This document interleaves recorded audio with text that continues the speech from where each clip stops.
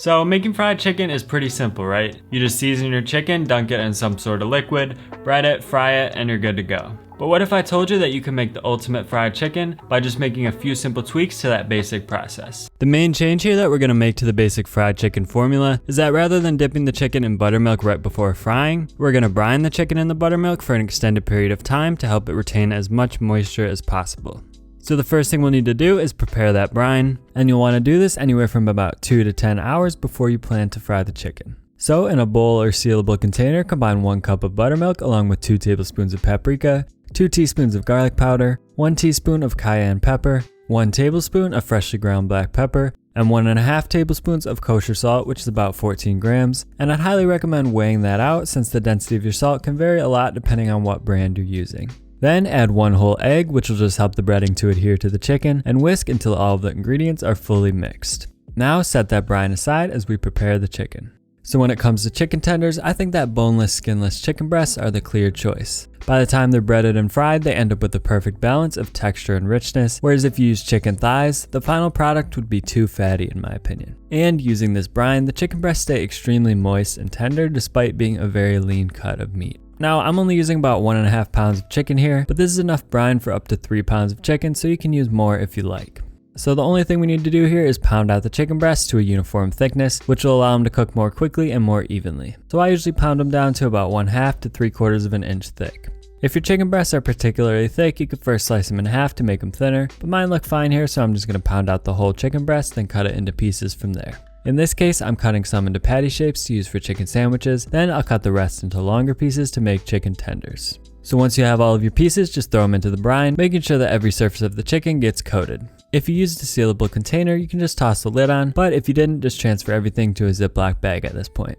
Then throw that container into your fridge for at least 2 hours or up to 10 hours until you're ready to start frying. I'd also recommend stirring the chicken around at least once during the brining time to make sure that every piece gets coated evenly. Since these pieces of chicken are pretty thin, we don't want to leave them in the brine for too long because the acidity of the buttermilk can cause the proteins in the meat to break down, leading to a less desirable final texture. So that's why 10 hours is about the maximum that I'd recommend.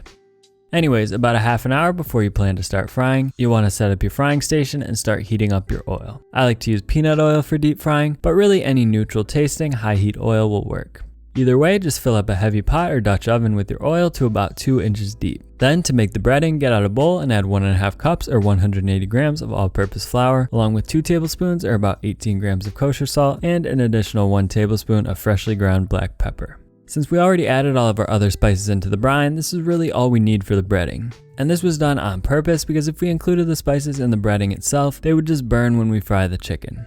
So to set up the rest of our frying station, we'll first need 1 baking tray lined with a wire rack, which we'll use to hold the breaded chicken before it's fried, and I also like to line it with some aluminum foil for easier cleanup. Then we'll need a second baking tray lined with a wire rack and some paper towel, which we'll use to hold the chicken after it's fried. The wire rack will allow air to circulate around the chicken, keeping the breading crispy as it cools, and the paper towel will absorb any excess oil on the surface that may cause the breading to become soggy.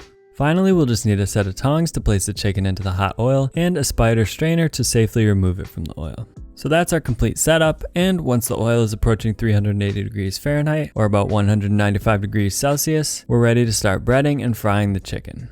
So go ahead and get your brining container out of the fridge, and one at a time toss the chicken pieces into the flour mixture, making sure that they're thoroughly coated, then shake them off lightly and set them onto your first wire rack.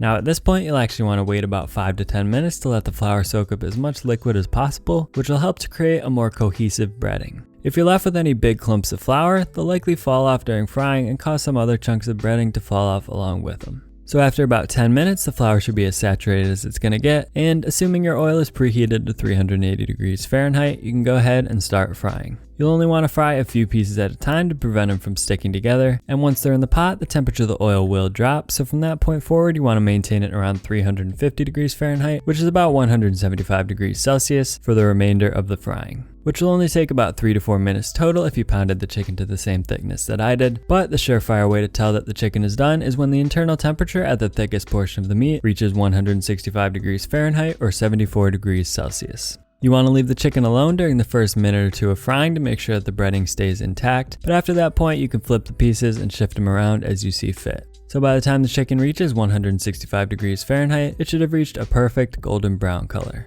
Not too dark, but still super crispy and flavorful. Now, you can't have chicken tenders without a dipping sauce, so in this case I whipped up a quick imitation Chick-fil-A sauce, which consisted of 1/4 cup mayonnaise, 1 tablespoon of barbecue sauce, 1 tablespoon of honey, 1 teaspoon of yellow mustard, and 1 teaspoon of pickle juice, which could be substituted with 1/2 teaspoon of vinegar if you don't have pickle juice. So now that you know how to make chicken tenders, if you want to learn how to make some fries to go with them, be sure to click that video in the bottom right corner of the screen.